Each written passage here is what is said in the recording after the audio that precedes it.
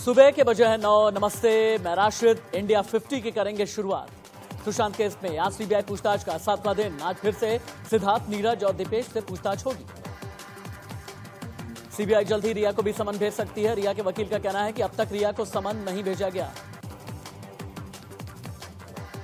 CBI ने सुशांत की building के सिक्योरिटी गार्ड से भी पूछताछ की। सिक्योरिटी गार्ड रात 10 बजे अपना बयान दर्ज कराकर डीआरडीओ से निकला। सीबीआई पूछताछ में सिद्धार्थ पिछानी ने किया बड़ा खुलासा। कहा सुशांत के घर में रखा हार्ड ड्राइव नष्ट किया गया था। सीबीआई सूत्रों के मुताबिक सिद्धार्थ पिछानी ने बताया 8 जून को सुशांत और रिया चक्रवर्ती में झगड़ा हुआ था।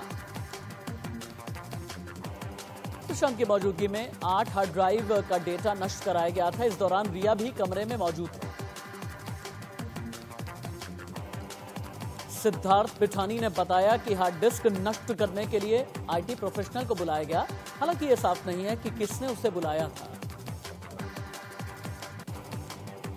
8 जून के बाद रिया ने सुशांत का फोन नंबर भी ब्लॉक कर दिया था। 10 जून को सुशांत ने रिया के भाई शौविक को मैसेज कर रिया का हाल जानने की कोशिश की। सुशांत केस में ड्रग्स एंगल से भी जांच हो गई है शुरू। एनसीबी ने रिया, शौविक और श्रुति समेत 5 लोगों के खिलाफ केस दर्ज किया। एनसीबी जल्द ही रिया से पूछताछ करेगी। गौरव आर्या और बाकी ड्रग डीलर की भी जांच संभव है।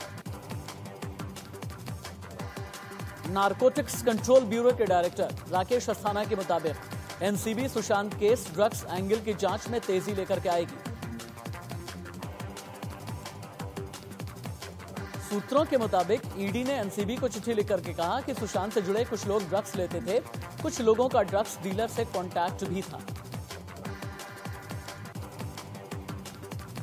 रिया और ड्रग्स डीलर गौरव के बीच बातचीत का व्हाट्सएप चैट भी सामने आया। चैट में रिया एमडी नाम की ड्रग्स का जिक्र कर रही है। बॉलीवुड में ड्रग कनेक्शन को लेकर कंगना ने किया ट्वीट। कहा नारकोटिक्स की टीम बॉलीवुड सितारों की जांच करेगी तो कई सितारे जेल में होंगे। कंगना ने एक दूसरे ट्वीट में लिखा, मैं नारकोटिक्स कंट्रोल ब्यूरो की मदद करने को तैयार हूं, लेकिन मुझे केंद्र सरकार से सुरक्षा की है जरूरत।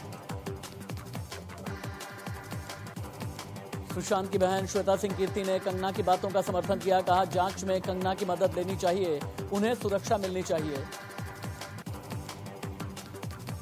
नीट जेईई की परीक्षा के विरोध में आज गैर बीजेपी सरकारें सुप्रीम कोर्ट जा सकती हैं। बुधवार को सोनिया गांधी के साथ मुख्यमंत्रियों की बैठक में फैसला हुआ। बैठक में मुख्यमंत्री ममता बनर्जी ने कहा कोरोना महामारी चरम पर है, ऐसे में परीक्षा में आने वाले छात्रों को संक्रमण का खतरा है। सोनिया गांधी के साथ बैठक में उद्धव ठाकरे ने कहा कि जून में अगर हम परीक्षा लेने की हालत में नहीं थे तो अब तो ये संकट बढ़ गया है, ऐसे में हम परीक्षा ले कैसे सकते हैं। जेईई मेंस और नीट की परीक्षाएं समय पर ही होंगी। नेशनल टेस्टिंग एजेंसी ने प्रवेश पत्र जारी किए। छात्रों ने एडमिट कार्ड डाउनलोड भी कर लिए। जीएसटी काउंसिल की बैठक में हंगामे के आसार हैं। केंद्र सरकार ने राज्यों से जीएसटी की वजह से राजस्व में हुए नुकसान की भरपाई का वादा किया था। बीजेपी नेता जफर इस्लाम यूपी से राज्यसभा जाएंगे। एक सीट पर उपचुनाव के लिए उन्हें उम्मीदवार बनाया गया है। लखनऊ में योगी सरकार के खिलाफ लगाए विवादित पोस्टर। ब्राह्मणों पर हो रहे कथित अत्याचार को लेकर सरकार पर निशाना साधा गया।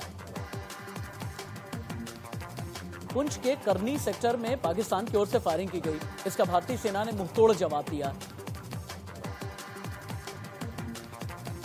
देश में कोरोना की रफ्तार कम होने का नाम नहीं ले रही। पिछले 24 घंटे में 75,000 से ज्यादा नए मरीज सामने आए हैं। भारत में हर दिन सबसे तेज रफ्तार से संक्रमित बढ़ने लगे हैं। अब तक कोरोना के 33 लाख से ज्यादा केस सामने आ चुके हैं। देश में कोरोना से 24 घंटे में 1059 मरीजों की मौत का कुल आंकड़ा 59,449 हो गया। अब तक 24,67,000 मरीज ठीक भी हुए। राजधानी दिल्ली में भी कोरोना मरीजों की तादाद लगातार बढ़ रही है। पिछले 24 घंटे में कोरोना के 1693 नए केस सामने आए। महाराष्ट्र में कोरोना के अब तक कुल 7,18,711 केस सामने आ चुके हैं। इनमें 23,089 मरीजों की मौत हो चुकी है। मध्य प्रदेश के अशोकनगर में सिविल हॉस्पिटल के कर्मचारी अनिश्चितकालीन हड़ताल पर चले गए। आरोप है कि पिछले 5 महीने से कर्मचारियों को वेतन नहीं मिला।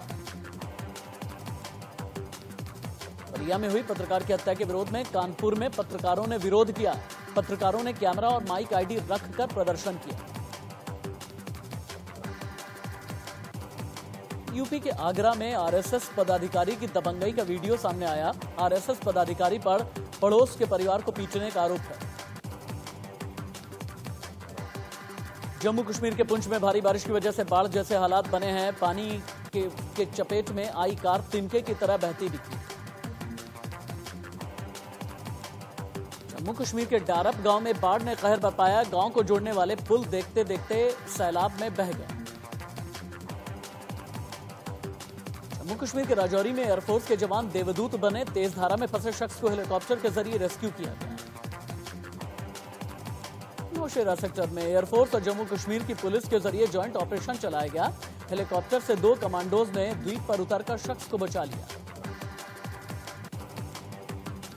छत्तीसगढ़ के सरगुजा जिले के सबसे बड़े घुनघट्टा डैम के 8 गेट खोले गए। प्रशासन ने निचले इलाके के गांव को अलर्ट किया।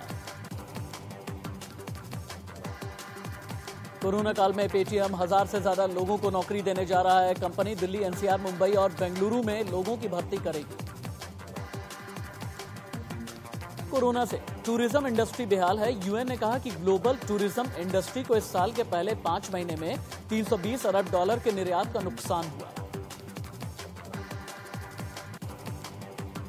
अमेरिका के केनोशा शहर में अश्वेत जैकब ब्लैक के समर्थन में जबरदस्त प्रदर्शन चल रहे हैं। प्रदर्शन में अब तक 2 लोगों की मौत हो चुकी है। अमेरिका में चुनावी सरगर्मी तेज है। अमेरिका में रिपब्लिकन पार्टी के कन्वेंशन में मेलानिया ट्रंप ने कहा, अमेरिकी नीतियों को बढ़ाने के लिए ट्रंप को फिर से चुने। अमेरिकी चुनाव में उपराष्ट्रपति पद की उम्मीदवार कमला हैरिस ने ट्वीट करके कहा कि लोकतंत्र का महत्व उन्होंने अपने दादा से भारत में सीखा। बेलारूस में इन दिनों मचा है बवाल। लाखों लोग राष्ट्रपति लुकाशेंको के इस्तीफे की मांग करते हुए प्रदर्शन कर रहे हैं। बेलारूस में हाथों में बैनर लिए लोग गो अवे के नारे लगा रहे हैं। राष्ट्रपति लुकाशेंको पर चुनाव में धांधली के आरोप हैं। लुकाशेंको पिछले 26 साल से सत्ता पर काबिज हैं। दुनिया भर में कोरोना से अब तक 2 करोड़ 42 लाख से ज्यादा लोग संक्रमित हो चुके हैं, जबकि 8,26,000 से ज्यादा लोगों की मौत हो चुकी है।